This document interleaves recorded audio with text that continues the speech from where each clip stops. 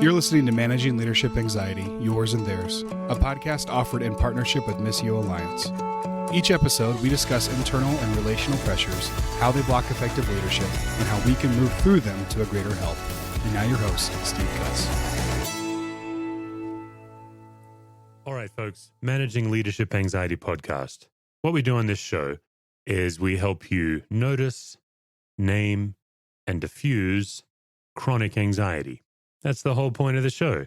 Sometimes it's just me on the episode, like today. No guest today, just me, and probably a brief episode. Sometimes I have guests on the show. Fantastic guests, including the ones coming up. Howard and Holly Satterthwaite from Westminster Chapel in London. Incredible pastors doing this amazing work in urban London. Like Mark Sayers, that incredible Aussie genius, probably most famously known from the This Cultural Moment podcast, also the author of multiple books. Like Dr. Angie Ward, dear friend of mine. Angie and her husband Dave lives just down the road. Angie Ward, who was talking about women in leadership before it was cool to talk about women in leadership. She was absolutely an early pioneer. They're coming up on the show. Today you've got me, and this is episode 130. Now, some of you who are very particular, you might be saying to yourself, hey, self, what happened to episode 129? Man, I'm glad you asked. I've done something like 85 or 90 guest interviews in the long, lustrous journey of the MLA podcast. And episode 129, we ran into a tech glitch. So I'm very sorry. I'm very sorry for my guest. We had a wonderful interview.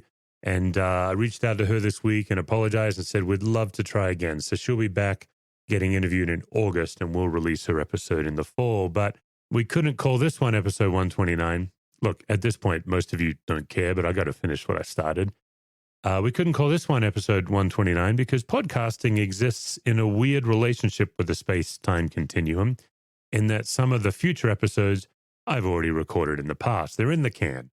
They're waiting for my trusty audio engineer, Eric Conyers, to grab and do his magic with before we release them into the world. And so we couldn't, with the numbering system, would have gotten messed up. So there's no episode 129. This is episode 130, Managing Leadership Anxiety. And today, just some absolute fundamentals. We're going to talk about noticing, naming, and diffusing, and what that system is. And then we're going to talk about the 4 spaces of anxiety. And one of my favorite things to do is to show how Jesus navigated the 4 spaces of anxiety. All right, before we do, a couple of key things. Today, I get to be with my Ignatian prayer group. The highlight of my month for me is when I'm with my Ignatian prayer group. It's a large group. I don't know, there's probably 40 of us, I guess, that we gather. We receive teaching. Then we get some time of solitude and silence and stillness by ourselves. And then we get into a small group, my band of brothers in my case. And then in the off weeks, we meet with a spiritual director one-on-one.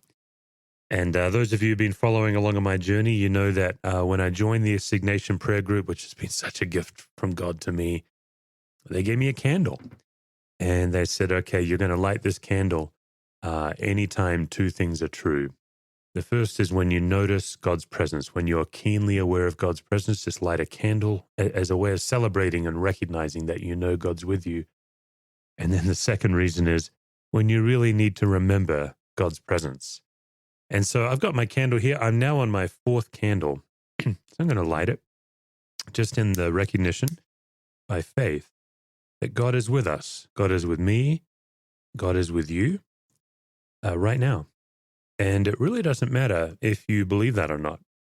God's presence is not swayed by our opinion.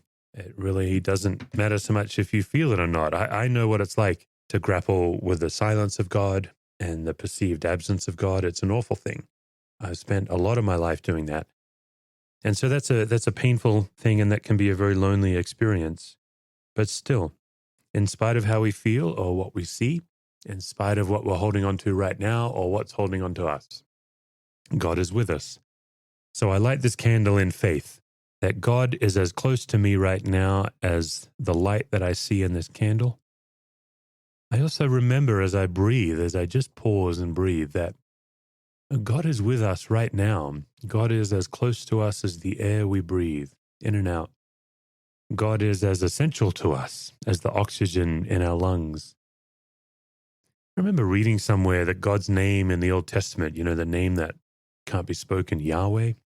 I don't remember where I read this. I think it was some Jewish rabbi that was saying that Yahweh is essentially the sound of a human breathing in and out, like Yahweh.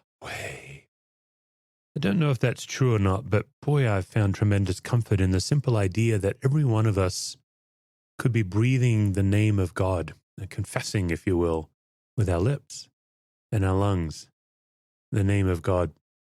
That helps me, because the fact is that one of the chief competitors for the awareness of God is chronic anxiety. Chronic anxiety, and that's what we talk about on this show. That's what we specialize in. Before I get into chronic anxiety, can I just have a word about my pumpkin, my candle here? I'm a little self-conscious about this candle, and there's really no need for me to tell you because it's an audio podcast. You can't see the candle, but it's a vanilla pumpkin candle, and I'm recording this podcast in the dead of winter. And I don't know how I feel about a pumpkin candle when it's not fall. I'll be honest, I don't mean to alienate some of you. I don't know how I feel about pumpkin as a general species. And as a man, is it okay for a man to light a vanilla pumpkin candle? I guess so. Anyway, it's the candle I found. And the reason I chose this one is my last two candles didn't last very long. It turns out they were rapidly burning. I don't know if that was because of my anxiety. I spent most of January pretty anxious, honestly, as I'm trying to learn this new endeavor. After 26 years of full-time local church leadership, I'm now on this new endeavor, and I spent a lot of January really anxious and working too much and worrying too much. And so I burned through my candles pretty quick. 2 candles in 1 month. February, I thought, okay, I need a bigger candle. And here's this vanilla pumpkin candle, and we'll see how long it lasts. Obviously, this episode's coming out in March. And just as an update, I'm doing better. I think I'm becoming more attentive to God. I think I'm going back to my tools and noticing quicker when I'm not noticing God. And also, the Lord just continues to provide in incredible ways. I'm as busy as I can stand and trying to figure out how to juggle and build a new schedule and all of the stuff that comes with something that's new. So, for my new listeners, what we do in this podcast, we talk about chronic anxiety. Chronic anxiety is unique. It's different than trauma. It's different than grief. And it's different from the anxiety that requires medicine, because chronic anxiety is built on assumptions, and it's also built on false belief. The reason we get chronically anxious is when we assume things about ourselves, about other people, and about God. And anytime those assumptions are not true, generated by false belief, what fills us is chronic anxiety. It's a clinical thing. You can Google it. It's known in systems theory, which is the theory I study and teach. What's unique about chronic anxiety, it's the only form of anxiety that's contagious. Isn't that something? That's why often in relationships you get anxious, because you've made an assumption about the person, or they have put an assumption on you on how they think you should be. And the reason I spent my life studying it is because it really helped me as a chaplain to notice the spread of anxiety in a group. But then I noticed as a pastor, like, man, a lot of people put a lot of assumptions on me because I'm a pastor. Like, if you think about it, many people when they first come to your church, they know you first as a pastor before they know you as a human. And they bring with them, of course, all these expectations and assumptions on what a pastor is and isn't. If you're a chronic people pleaser like I am, you're not careful, you can spend your whole time just scurrying around trying to live up to people's assumptions and expectations. And also, of course, their assumptions and expectations can infect you, right? They collude with the assumptions and expectations that you carry about yourself. For example, if you're a pastor, what you think it means to be an effective pastor. So chronic anxiety, that's my field. And also when I discovered that it's based on false belief, I got so excited because I've given my life, I've bet my life on the gospel of Jesus Christ, because I believe that you can know truth and truth can set you free. What we do in our journey of chronic anxiety, I'll dig into this more in another episode, is we notice when we're anxious, which is not as easy as you might think. We name what makes us anxious. We try to diagnose the source of our anxiety, and then we diffuse it or displace it. with life-giving habits, with certain systems theory tools. That's kind of the pattern. Notice, name, diffuse. Notice, name, diffuse over and over again. First in yourself, and then eventually, when you're comfortable, you try to help others do the same. And that's the path we're all on managing leadership anxiety. Some of you, all you do is listen to this podcast. Others of you have read my book, Managing Leadership Anxiety. If you've not read the book, you can get it anywhere books are sold, Amazon, etc. And then some of you have taken the extra step of joining my online community because you've realized that you can't read or listen your way to change. You need a whole path. And what I've done for the last 10 years is built a path that anybody can walk to go from being managed by anxiety to managing it. A path of noticing, naming, and diffusing in all of these ways. I've been teaching it at my church for 10 years now. And then last year, I launched it in an online community, capablelife.me, www.capablelife.me. And so before I get into today's topic, I suppose an infomercial, because what I know to be true is you cannot read your way to change and you cannot listen your way to change. If you look at the life of Jesus, think about it. He never assigned a book. He never gave his disciples anything to study. He never assigned them a podcast. I mean, that's for darn sure. What he did is he gave them a path to walk. He gave them something to embody, something to do. We know that discipleship is an embodied experience. It's a path you walk. It's not necessarily something you read. Now, I'm not spinning on reading. I'm a voracious reader myself. I love to read. But what I know to be true is reading alone will not change me. I have to bravely embody it. So in Capable Life, what I've done is created the whole package for you where there's tools broken down into 10-minute videos. There's self-reflection and self-assessments. You actually fill out a self-assessment and it emails itself to you. That's why right now a number of groups are joining up for Capable Life together. We've got entire staffs joining. Compassion Australia, shout out to my friends at Compassion Down Under who've all signed up together for Capable Life. Because when you get these self-assessments, now you can bring your self-assessment to each other. You can talk about it. I've also created an online confidential discussion forum where you can talk about anything you want. You can post a case, you can post a question, and me or my coaches will come in and help you with it. So it's 10-minute videos, it's self-assessments, it's confidential forum, and then finally it's monthly Zooms where you can either join a watch party and watch videos together and then it's facilitated discussion, or you can jump on with a coach and ask a question and join groups. It's amazing, Capable Life. It's $28 a month. As of this podcast, we have about 460 members from 15 different countries. It's this incredible global community. It's one of my favorite things I offer. And it's also, honestly, the best thing I offer. So capablelife.me, that's the website. It's $28 a month, $280 a year if you want to save some coin. I bring that up because if you've been listening to this show and you're wanting deeper freedom, you're wanting a deeper level of transformation, that means you're going to have to walk a path. And while, of course, I'm not the only person with a path like this, Capable Life is my best path. And I want to invite you to jump on that today. When's the right time to join? Well, really, whenever you're ready for relief, that's the right time to join. So chronic anxiety, it's contagious. It's the only kind of anxiety that's contagious. Grief is not contagious. Maybe you're saying, well, wait a minute, like I've been with a grieving person and I've come away anxious. Right. That's right. You didn't catch their grief. What happened is you felt like a false belief that you should do something when someone's grieving, or that you should know what to do or know what to say. And you didn't know what to do and didn't know what to say. And so you were filled with what's clinically called chronic anxiety. That's why you came away from the grieving person anxious. If somebody has ever shared their trauma with you and you were anxious, it's not that you caught their trauma, it's that you ran into your assumption about yourself. Or maybe they put an assumption on you. Maybe they're struggling with their trauma so much they were expecting that you could take it away and you caught their expectation. All right, isn't that something? Chronic anxiety, it's fascinating. Chronic anxiety, contagious. And what we do is I help people notice chronic anxiety spreading in 4 spaces. So this is our tool for today, the 4 spaces of chronic anxiety, and then a little devotional at the end showing how Jesus actually intentionally navigated the 4 spaces. For my veteran listeners, I don't think this is new. For my new listeners, it might be, and of course, for my Capable Life veterans, boy, you're all over this one. But chronic anxiety exists and spreads in 4 spaces.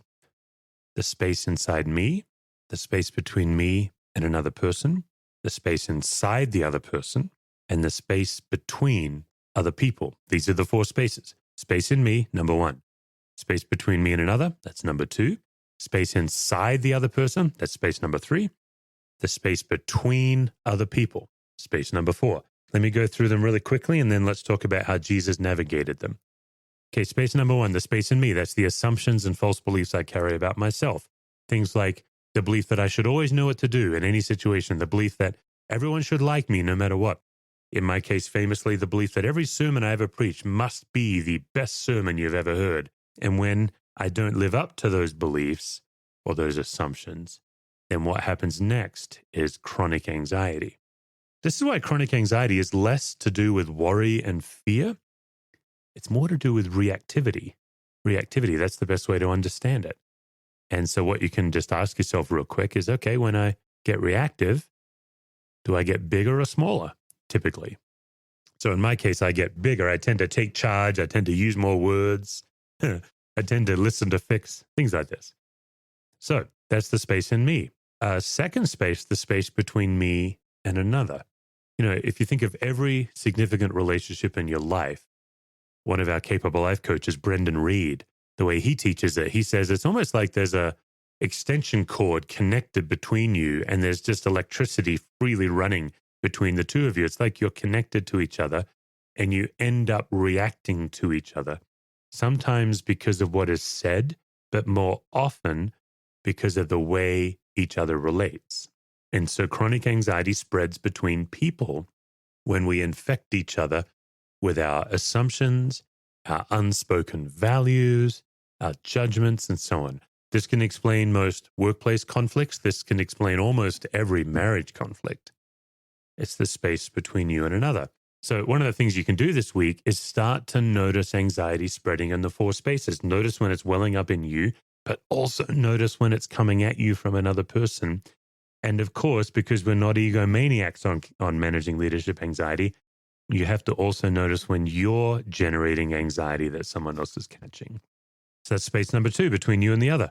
Space number 3, the space inside the other. Now, out of the 4 spaces, this is the one space you can do nothing about.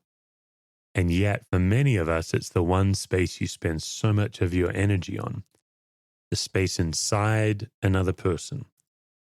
Anytime you're thinking about what someone else is thinking about, you're in third space.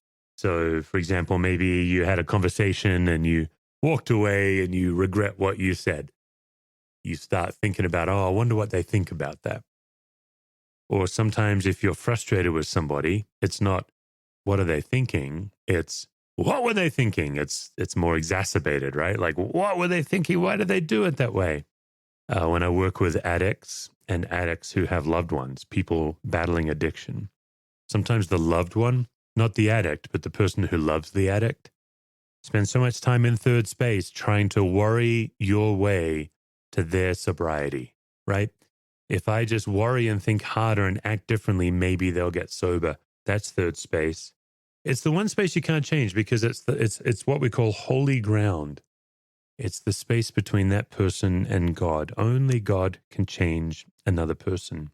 The 4th space is the space between others. There's 2 ways to look at this space. The first one is particularly if you're a type A driven leader or particularly if you're in majority culture. Like in my case, I'm a white man, I'm majority culture. One of the interesting tools is just to notice how you change a room just by walking into it. In other words, there was something going on in that room before you showed up. I had to learn this keenly as a chaplain. Obviously, typically when I walked into a room, there was already something very tender going on in that room. And if I wasn't attentive to it, I would stomp all over it or I would infect it. So that's one way you can look at it. The other way is maybe the most classic example of 4th space, the simplest example is Let's say that you're in some kind of a small group and maybe you've gotten started and you're in a really deep conversation. Or let's say that somebody is really bearing their soul and it's quite tender and vulnerable. And then Jim walks in, right? But Jim's late and he's self-conscious that he's late. And so what he does is, because he's self-conscious, in other words, his first space, the space in Jim, is flooded because maybe Jim has an assumption about himself that it's embarrassing to be late, for example. What Jim can do if he's not careful is he's not aware of fourth space. He just kind of blunders in and he makes a joke about being late, or he's kind of loud. Oh, hi, everyone. Sorry, weather was terrible or traffic was bad or whatever he says. But he's infected fourth space. Like whoever was sharing vulnerably is now shut down. It's a very powerful leadership tool. And frankly, guys, it's a very simple leadership tool to pay attention to fourth space. What's going on between others before I entered the space? And learning how to shapeshift yourself for those first couple of minutes so that you can join that space and not necessarily infect it. Now, of course, yes, sometimes you intentionally want to infect it, but at least doing it deliberatively rather than reactively makes you more powerful. Maybe you've also noticed, like what I've noticed is one of the bummers of being a pastor is people change their behavior around me. That's fourth space. I've been to a number of parties of members of my church where everyone's having fun until Steve arrives, right? Like I walk in the door and I join a circle of guys, and sometimes they'll even say it. Oh, well, I was going to tell this joke, but now Steve's here. I'm not going to, because I'm a pastor, as if like I'm God's cop or something. Now, first of all, I hate that. I feel very self-conscious. I don't feel like God's cop. I don't operate that way. I don't want that job. It really drives me crazy when people treat me anything other than as a human being. Drives me nuts. But that's another example of fourth space, is the way that I show up, and because of my role in society or whatever, it's changed the room. And of course, I'm being somewhat naive, right? Like if the Queen of England walked into the room, that's definitely going to infect every space. But don't you think?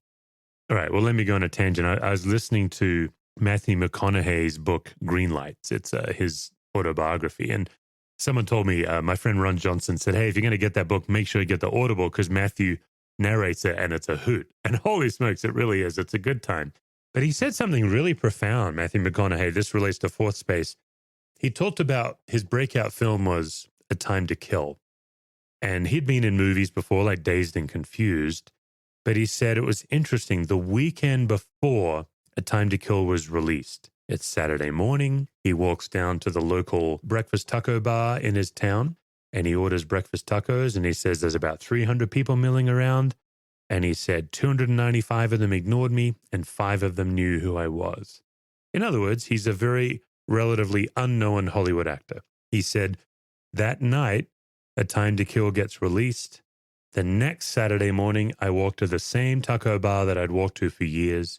There's about 300 people there, and 295 of them know who I am, and 5 of them don't. And he said, from that moment on, he said, anytime I meet someone, I no longer have to tell them my name. And he said, it's dehumanizing because they treat me like we know each other. And so all of the normal social get to know you interactions are gone for me. He said the most common thing is someone will like slap me on the shoulder and say, Matthew, as if we're old friends, but they don't ask my name. And I no longer have to give them my name. That's a great, simple example of fourth space. Anytime Matthew McConaughey walks into any room, he changes the room. And don't you think just once in a while, famous people like that would crave just normal human interaction? But people go gaga over him. They make him superhuman. Oh, you've changed my life, that performance or whatever. Or they want something from him, an autograph or a selfie or whatever. That's another example of fourth space. So that's the 4 spaces: the space in me, the space between me and the other, the space inside the other, and then the 4th space, the space between others. So a couple of questions you can ask yourself. Which space am I most naturally attentive of? Out of those 4 spaces, which one do I spend the most time in? And then, of course, the second question, well, which space am I least aware of? And if you can operate in your world, noticing the 4 spaces, you can be such a powerful human being. You can really help navigate, because not only does anxiety spread freely in those 4 spaces, but so does calm presence, and so does God's presence. But what's interesting about chronic anxiety is I've come to believe it's the number one competitor in our lives for awareness of God. When you are filled with chronic anxiety, it is very, very difficult for you to be aware of God's presence. It's not that God isn't with you. It's not that God's gone. It's that it's hard to notice that God is with you. But God is in these four spaces as well. And if you can notice when you're anxious, then you can pause and relax. Relax into the presence of God. That's what we were intentionally doing at the beginning of this podcast when I lit my now infamous vanilla pumpkin out of season. It even says fall collection on the label. Oh man, I'm looking at it right here. Look at that. The signature fall collection. Gosh, guys, who will save me from this body of death? Anyway, that's what we were doing at the beginning of the podcast when we lit the candle. It's just a keen pausing and awareness of the presence of God that spreads in these four spaces. So if you can notice each of the four spaces, you might be saying, well, how do I notice the third space? You told me not to notice it. Well, what you're noticing is when you've crossed into it. And then you're simply giving those people to God and letting them be free. All right. So as we wrap up, let's talk about Jesus in the four spaces. This is actually a future book I plan to work on. Don't know that it'll be a properly published book. It might be just a brief ebook. I'm not sure I can get a whole book out of it, but I am interested in reading the Gospels devotionally through the four spaces. And just as we're passing, just a few thoughts on Jesus as he navigated the four spaces. Okay, space number one, the space inside Jesus. One of the earliest examples, Mark 1:35. Mark, of all the gospel writers, the most attentive to Jesus' first space. Time and time again in Mark, while it was still early, Jesus got up and went away to a quiet place. Right? That's it. Jesus got up and went away to a quiet place to be with the Father. That's Jesus working on first space. Also, you'll notice in the Gospels the amount of times that Jesus pulls the disciples away from the crowds. The assumptions and the expectations and the false belief of others, the crowds, Jesus pulled them away and said, let's get away. Let's go somewhere quiet. First space. One of the most fascinating examples of first space, I think, is when Jesus is aware of the first space in the Garden of Gethsemane. His disciples are there. He's begging them to pray. They're falling asleep. They're letting him down. And he is so distraught because he's no longer in chronic anxiety, of course. He's now in what's clinically called acute anxiety, life and death anxiety. His life is about to come to an end. He knows there's going to be tremendous suffering ahead. And so, like anyone would, he's highly, highly anxious. This isn't the time for him to look at his assumptions and false beliefs. This is a different form of anxiety called acute anxiety, life and death. From that highly anxious state to when he's in front of Pontius Pilate, his first space is now calm, aware, and present. It's stunning to me that he's able to be fully engaged with Pilate, have a philosophical conversation about the nature of truth, not feel like he has to defend himself. He was clearly on mission. Just amazing. Right, second space. One of my favorite second space stories about Jesus is when he's 12 years of age and Mary and Joseph had left him behind at the temple, right? They're 3 days gone and they realize, oh man, we've lost the Son of God. This is not good. And they rush back like any parent would when you've lost your child. And they're frantic. And if you notice it, of course, they're putting their anxiety on Jesus. Anxiety is contagious and they're trying to put it on Jesus. And, what were you doing? What were you doing? And Jesus very calmly does not catch their anxiety, but just defines himself when he says, didn't you know I had to be about my Father's business?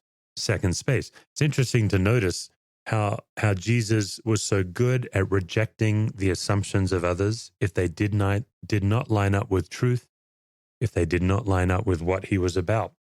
Third space, the space that we say is God's alone. Of course, Jesus roams freely in third space because Jesus is God. And so we have John chapter 4, the woman at the well.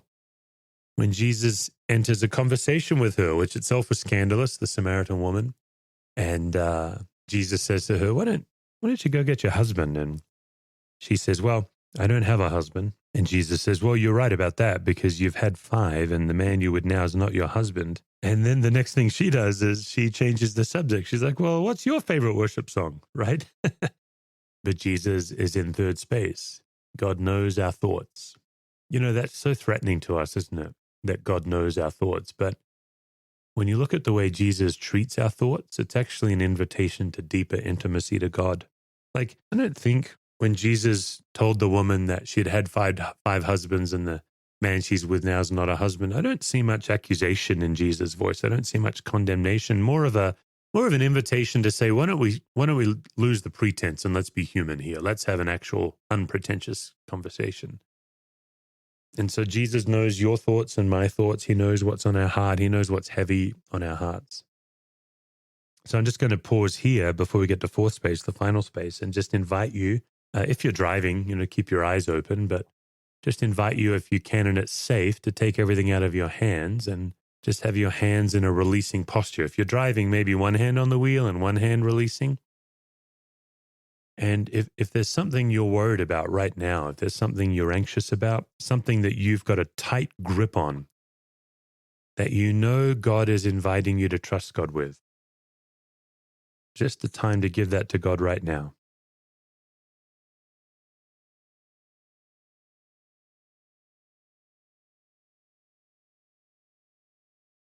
And in the same way, while your hand or hands are open, that puts them in a receiving posture. Jesus says that God loves to give good gifts to his kids. So if there's something you would like to receive from God, you can ask God for that right now.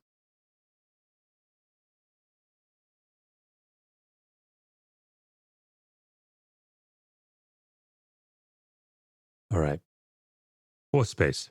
It's fascinating to me how often Jesus was keenly aware of the anxiety between others.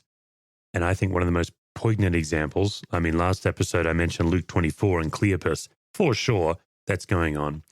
But I think my favorite example is actually John chapter 8, the woman caught in the act of adultery. It's not lost on John, the gospel writer. It's not lost on us that it takes two to commit adultery, but only one is caught, because it really wasn't about the adultery.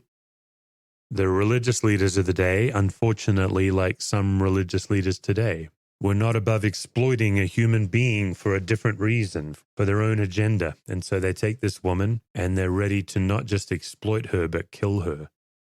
They have stones in their hands.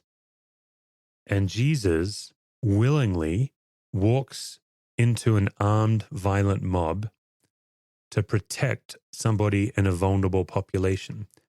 This is why I think it's essential that Christians today are in the act of solidarity with people who are vulnerable and people who are marginalized, particularly those of us in majority culture who have a lot of cultural power. I think it's essential that we use that power, steward that power on behalf of marginalized and under-resourced and minority culture. It's what Jesus did. And so here he is, seeing an armed, violent mob. He actually willingly puts himself in danger and stands in front of the woman. And that's fourth space. He steps into it to change that space. And boy, does he ever, when he uses curiosity. It's Trisha Taylor from The Leader's Journey. Trisha Taylor and her partner, Jim Harrington, both been on this show before. Amazing, amazing systems theorists. It's Trisha Taylor who says that the opposite of anxiety isn't calm. The opposite of anxiety is curiosity. And here we see Jesus of Nazareth again using curiosity to disarm anxiety, lowers the group anxiety until they walk away, and it's just him and that woman, and then just that most poignant interaction when he asks another curious question. Who condemns you? He asks. And she says, no one, sir. And then the one who could condemn her, the actual judge of the universe, says, then neither do I condemn you. Go and sin no more. Just beautiful. So that's the episode today, folks. 4 spaces. Remember, it's notice, name, and diffuse. So that's what you're doing. And you're noticing the 4 spaces. You're trying to name the source of anxiety, and you're trying to diffuse it. And if you're listening to this and you say, well, tell me how to do that. How do I do that? The best way I know how to help you do that is, honestly, jump on Capable Life. What are you waiting for? Part of the problem with Capable Life is I don't market it well, because as I study online marketing, online marketing raises your anxiety to get you to purchase, and I'm all about lowering your anxiety. So we're not going anywhere. All I can ask you is, when are you ready for relief?